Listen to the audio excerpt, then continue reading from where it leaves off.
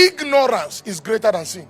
The ignorance of salvation is what makes sin still looks powerful. The ignorance of deliverance is what makes oppression still what looks powerful. The ignorance of peace is what makes sorrow powerful. So ignorance is actually greater than sin. Why? Sin has been dealt with. So now that sin has been dealt with, what will you say, Prophet Joel, is the greatest problem of man? The greatest problem of man is worry. Write it down. You picked it. Is worry. Yes, worry. What did I say? Your greatest problem is your worries. Worry can keep you from operating in the salvation you already have. Worry is a container. It's a limiter. And when the Lord was speaking to me about worries, see, Jesus so loved his people. Now watch this. He was speaking to me about worries and the worries of men.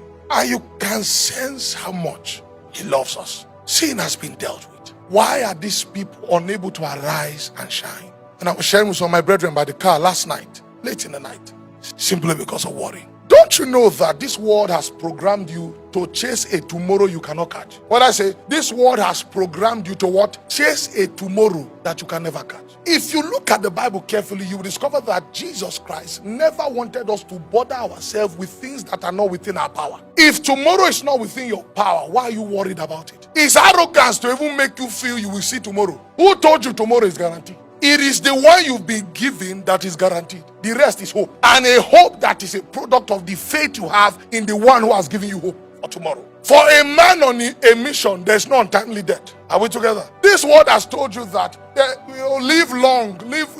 For a man on a mission, there's no what? Untimely death. You can die at age 40, a very fulfilled man. And you can die at age 120, an unfulfilled man. So it's worry. What is the greatest problem of man? Let me tell you something he told me. The resources that you hope for in your tomorrow, with which you want to change your life, is actually in your today. There is no resources that can change your life in tomorrow. Everything you need to change your life is in your now. Don't worry, a time will come when I will have this. No, sir. Don't worry about that time. If you use now well, now we create the tomorrow you are looking for. The Lord told me something very strange. God is not the one that builds your life. God partners with you to build your life. They've taught you that. Don't worry, God, everything. Yes, you acknowledge God, but you have your ways that you commit into his hands. He directs your path. You operate in the direction. When it comes to building greatness, it's a partnership between God and man. Except the Lord keeps watch of his city, the watchman watches in vain. He's not telling you that the watchman is useless. He's saying without the partnership of the Lord, the watchman's effort is useless. So you can also say, if it's only the Lord that watches the city without a watchman, that city is operating in foolishness. Because if the Lord wants to speak to someone about danger, who will he speak to? So guess what? A lot of people sit down complaining about, explaining failure, complain about many things. Meanwhile, they're ignoring the sound voice telling them, what do you have in your now, in your hands? I will not gather you here to give you false hope. I will tell you the truth by which kings war. When will your life change? When you realize that your life is changing.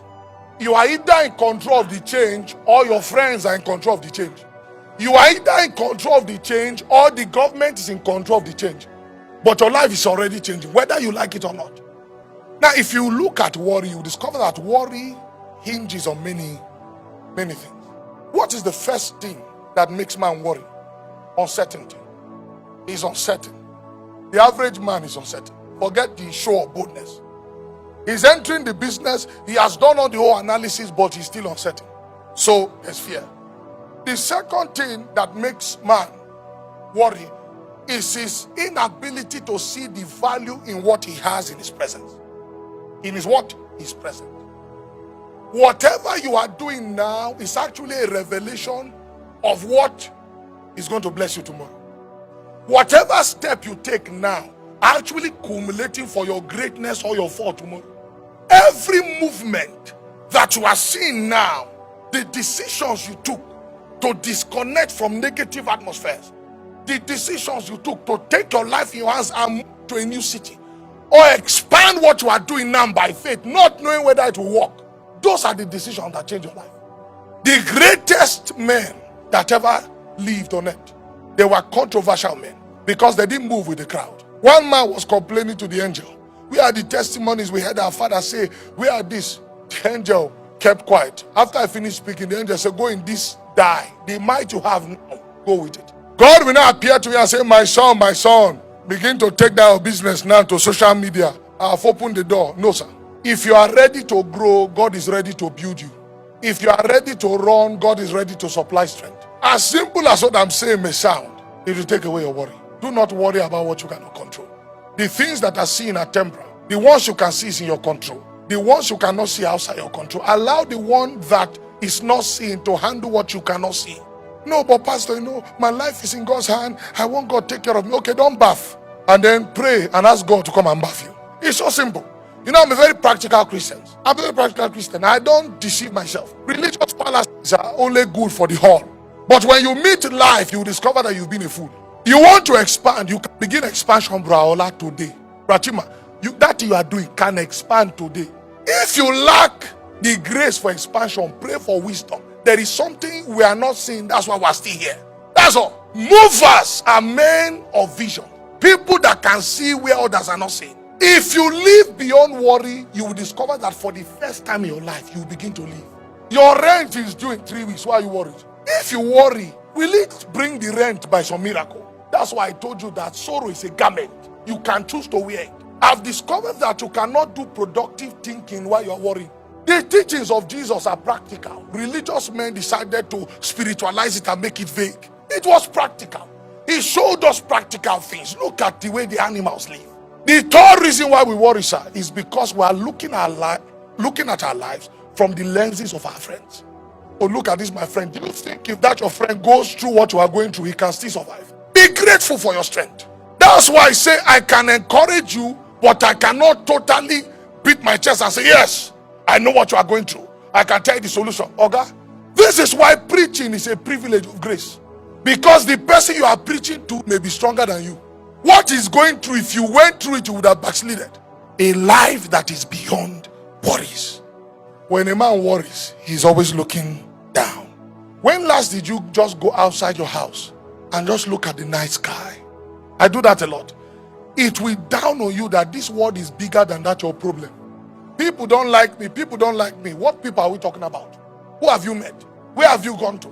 The you they are rejecting here is the you others in Lagos are looking for. See, if you know what you are the one that chose to wear whatever garment you are manifesting. A peasant boy that appreciates his slingshot will do more excellently with it than the garment of what? Of Saul. Saul's garment is expensive but not effective for you. Saul's garment is what? Expensive but what? Not effective for you. When life is too easy, the people will not have sense. Thank God for your enemies. Thank God for your failure. I told you some time ago, the thing that was pursuing you is what has increased your speed. Thank God for it. You know the greatness of a man by the greatness of his adversaries. You are nothing yet. Kings are your enemies. Thank God for it. It means there is a nation inside. You are just a star, yet kings are already. What do you do when you grow and you ain't time to rest? Expand your territory. Because rest in a small territory is temporal. When you get the man, get his house. When you get the house, get the kings of the city.